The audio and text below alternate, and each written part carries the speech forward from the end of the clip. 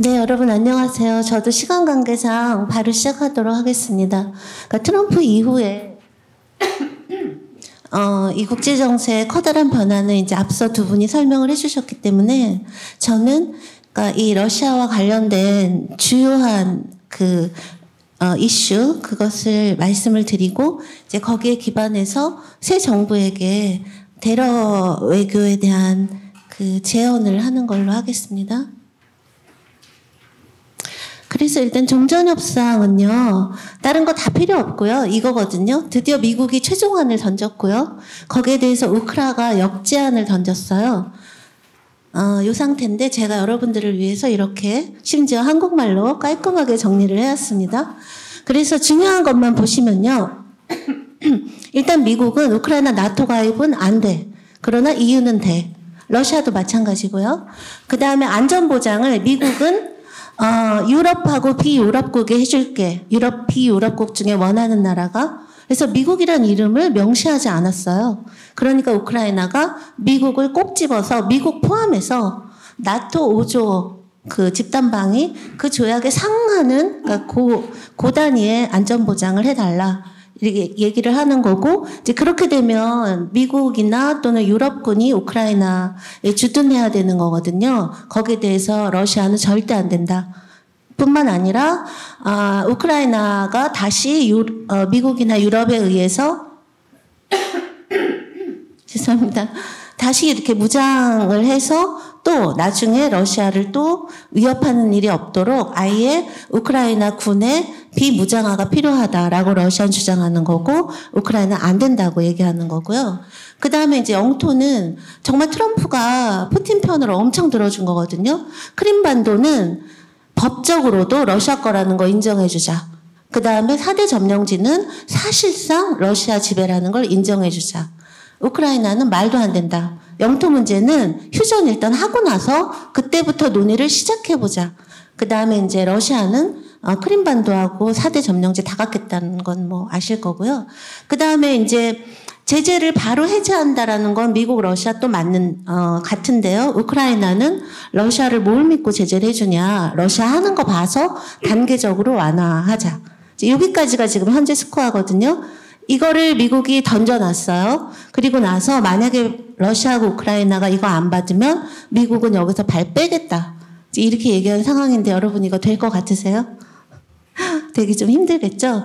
그래서 지금 미국이나 유럽이나 러시아, 우크라이나 전문가 공이 빠른 종전은 좀 힘들 것 같다. 전쟁 장기화. 그 다음에 실제 지금 전선에서 상황은 점점 격화되고 있는 상황이고요. 그렇기 때문에 이제 벤스도 얼마 전에 아니 이거 빨리 안 끝날 것 같아요. 이렇게 얘기를 한 거예요. 나순이라고 얘기를 했고 이제 트럼프도 너네 자꾸 이렇게 이거 안 받으면 바보야. 이러고 우린 뜰 거다. 이 현장에서. 근데 여러분 미국이 뜰 것 같으세요? 여기서 발 뺄 것 같으세요? 그러지 않을 거라는 걸 보여주는 게 4월 30일 날 체결된 광물협정이거든요. 이 광물협정, 이게 맺은 건데요. 여러분 이거 주목하세요. 원래 협정 맺어서 미국이랑 우크라이나가 들고 사진 찍으면 양쪽이 똑같아야 되잖아요. 근데 문서가 달라요. 비밀 문서가 있어요. 혹시 이 얘기 들으셨어요? 언론에서? 그래서 어쨌든 이 광물협정을 맺고 나서 젤렌스키는 뭐라고 얘기했냐면 이거는 이제 트럼프가 맨날 러시아 편 들어주더니 이제 우크라이나 편으로 돌아섰다라는 이게 증거다. 그래서 미국이 바이든 정부 때처럼 우크라이나의 안보와 주권을 보호해 줄 거야. 그러면서 이거를 역사적인 협정이라고 얘기를 했고요. 근데 과연 그럴까요? 이제 그렇지 않다라고 하는 거죠. 그래서 이 협정 문이요. 이거거든요. 오른쪽에 12장짜리 폭스에서 나온 걸 제가 다 분석을 해서 또 여러분들을 위해 한글표로 정리를 했는데 이 협정이 뭐냐면요. 미국하고 우크라이나가 공동으로 펀드를 조성을 해서 그 돈으로 사업에 투자해서 나온 수익금을 미국이랑 우크라이나가 똑같이 나눠 갖자. 그러면 이제 펀드를 만들었으니까 거기 펀드에 돈을 넣어야 될 거 아니에요? 미국이랑 우크라이나가. 우크라이나는 이게 왜 광물협정이라고 불리냐면 우크라이나는 앞으로 모든 자원 개발 사업 수익금의 50%를 이 펀드에다 넣기로 한 거예요. 그러면 미국도 뭐 넣어야 될 거 아니에요? 그 규정이 없어요. 그 말은 즉슨 뭐냐면 트럼프가 그렇게 얘기해왔던 여지까지 3년 동안 미국이 우크라이나에게 준 군사 지원, 경제 지원금 플러스 앞으로 미국이 우크라이나에게 해주는 신규 군사 지원을 적립금으로 간주한다에 해당하는 거예요. 그 말은 앞으로도 무기 지원하겠다는 얘기죠. 그래서 이 광물 협정이 체결된 바로 그날 트럼프가 여지까지는 미국에서는 국방부 통하지 않고 그 군사 무기 기업이 우크라이나로 다이렉트로 무기 수출하는 게 금지되어 있었거든요. 그걸 풀었어요. 그리고 나서 페이트리어트를 제공하기로, 이건 트럼프 들어서 처음으로 군사 지원 얘기를 한 거고요. 그 다음에 이게 너무 안 좋은 게 뭐냐면 안전보장 그 문구가요. 그 1초 안에는 오히려 있긴 했어요. 아주 애매모호한 거지만. 근데 오히려 여기 안에서는 그 안전보장 문구를 아예 빼버렸어요. 그래서 안전보장 문구가 없고 뭐만 있냐면 경제안보가 국가안보다. 그 말은 뭐냐면 아니 미국이 여기 우크라이나 들어가서 사업하는데 푸틴이 또 치겠니? 안전보장이 뭐 따로 필요해 이 말인 거거든요. 그러니까 미국은 우크라이나 안전보장 해줄 생각이 없는 거예요. 그러나 앞으로 군사 지원은 하겠다라는 거죠. 그렇기 때문에 그 의미는 뭐냐면 우크라이나 안보를 미국이 지켜줄 게가 아니라 그거는 러시아에 대한 압박인 거예요. 너네 말 좀 들어. 우리 계속 너네가 오케이 안 할 때까지 이 전쟁 유지는 할 거야. 그 다음에 또 이제 이건 우크라이나에 대한 압박이기도 한 거고요. 또 하나 이거는 국내 정치용이 있어요. 국내 미국 시민들한테 나는 바이든처럼 안 해. 무기 지원해도 공짜 아니야. 그거 내가 투자하는 거고 나중에 광물로 받을 거야. 라고 하는 국내 정치용인데요. 근데 사실 이거 경제협정이잖아요. 그럼에도 불구하고 이게 미국에게 얼마만큼 수익을 가져올지는 불투명해요. 왜냐하면 여러분 아시죠? 광물 한번 개발해서 수익 얻기까지 18년 걸린대요. 그럼 트럼프 죽고 나서 일 수도 있어요. 그렇고 그 다음에 이 모든 게 이제 제일 문제되는 게 이런 것들이 하나도 투명하지 않은데요. 이게 아까 그날 협정한 게 문서가 3개인데 이렇게 언론에 노출된 건 1개예요. 2개는 숨겨져 있어요. 젤렌스키가 안 밝히고 있는데 그거를 언론이랑 일반인한테만 안 밝힌 게 아니라요. 이거 5월 8일 날 우크라이나 의회에서 비준됐거든요. 국회의원들한테도 안 가르쳐줬어요. 근데도 지금 젤렌스키가 의회를 다 장악하고 있기 때문에 비준이 된 거예요. 그렇기 때문에 이건 우크라이나의 안보를 보장해 준다기보다는 우크라이나의 경제 주권 또 그거와 연결되어 있는 어떤 주권의 굉장한 상실을 의미한다라고 하는 거고요. 그 다음에 여러분 그 말도 많고 탈도 많던 북한 파병군을 드디어 4월 26일 날 러시아가 공식 인정했고 이틀 후인 28일 날 북한이 공식 인정했어요. 이걸 통해서 우리에게 도저히 그동안 설명되지 않던 것들이 설명되는 게 있어요. 그거부터 말씀드리면 일단 여러분 이거 누가 먼저 군대 보내주겠다고 했을 것 같아요? 북한이 먼저 했어요. 그게 뉴욕타임즈의 작년 말에 이거는 김정은의 아이디어였다라고 하는 게 사실이라는 걸 이번에 북한이 공식적으로 파병을 인정하고 나서 이 입장문을 냈거든요. 거기 나와 있어요. 김정은이 조약을 맺고 이거 러시아 도와줘야 되겠는데 안 되겠다. 그래서 참전을 결정하고 러시아에 통보했다. 그러니까 북한이 던지고 푸틴이 땡큐하고 받은 거고요. 그 다음에 여러분 파병은 10월에 됐잖아요. 그럼 전투참은 언제부터 됐는가? 그것도 이번에 이제 좀 밝혀졌는데요. 여러분 아시다시피 이미 10월부터 북한군이 500명의 몰살을 당했느냐 막 이랬고 심지어 바이든은 그걸 이유로 해서 그동안 젤렌스키가 그렇게 부탁을 해도 안 들어주던 장거리 미사일 본토 타격을 허락한 게 11월 17일이거든요. 아니 미국 대통령이 그러고 있는데도 미국 국방부는 끝까지 부인했어요. 북한군 파병 확인된 바 없다. 사실 아니다. 모른다. 그랬는데 미국 국방부가 이걸 최초로 사실이야 라고 인정한 게 12월 16일이고요. 그때 그럼 언제부터 전투 참여했어 북한군? 그랬더니 한 일주일 전부터인 것 같아 라고 얘기를 했거든요. 그게 이제 이번에 확인이 된 건데요. 이번에 러시아에서 국무부가 이걸 인정을 하면서 발표문이에요. 북한군이 같은 참호 안에서 러시아군과 어깨와 어깨를 걸고 피를 같이 흘렸던 건 뭐냐면 이 조약이 발효가 된 건 12월 4일인 거예요.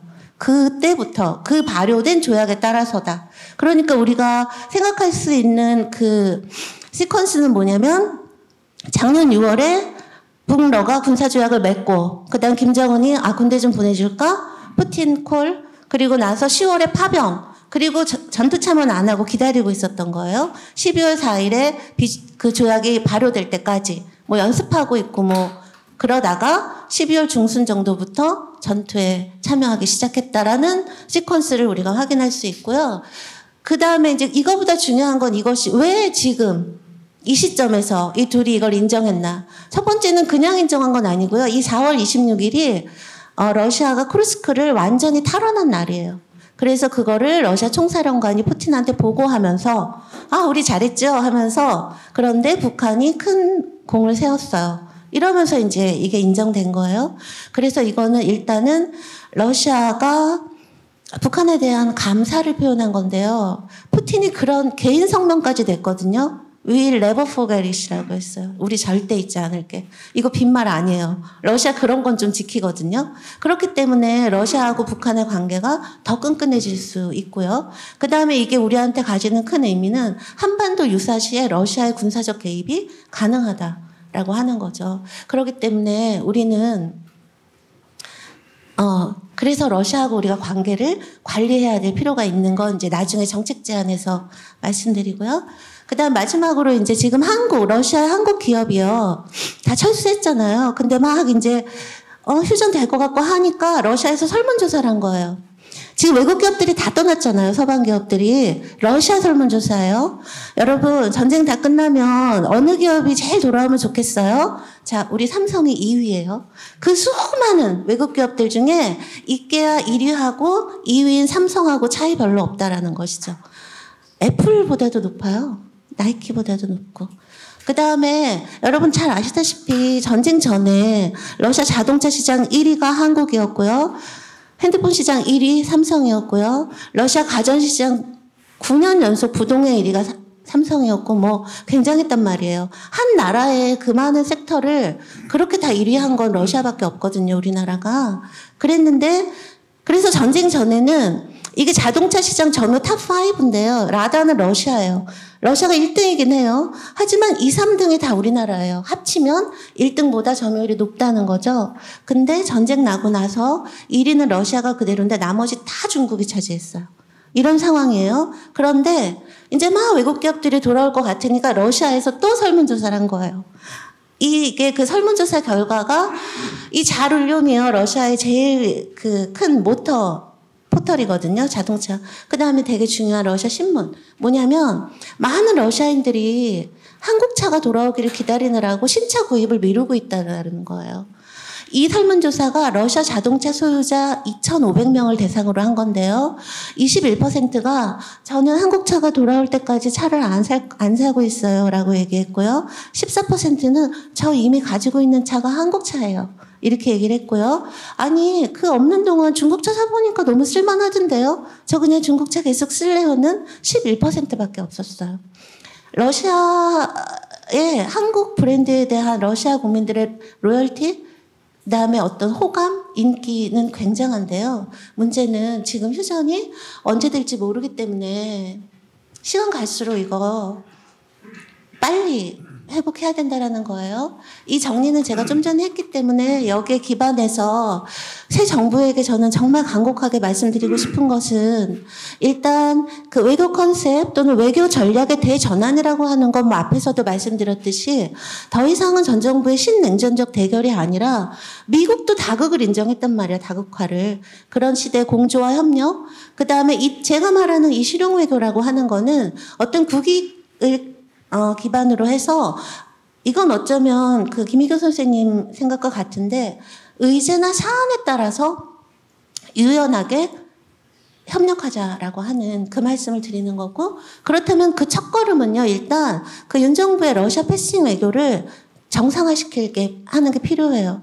그리고 아까 말씀드렸듯이 지금 이미 강대국 정치 파워폴리틱스가 부활했고 그 강대국의 중심은 미중러예요. 그러니까 오늘 순서도 벌써 당장 바뀌잖아요. 옛날에 러시아가 5번째였거든요. 근데 지금 3번째 하고 있단 말이에요. 3번째. 이게 현실이에요. 이걸 우리도 받아들여야 돼요. 민주당 이거 외면하시면 안 돼요. 그래서 왜냐면 러시아가 힘이 세졌어요. 왜냐면 미국한테도 말빨이 먹혀요. 왜냐면 트럼프가 미국이랑 친하려고 한단 말이에요. 우리 미국 좋아하잖아요. 미국처럼 해야죠. 그래서 그 다음에 러시아가 북한에 대한 영향력이 비할 수 없이 커졌어요. 그거를 이용하자라는 거예요. 러시아하고 관계를 정상화해서.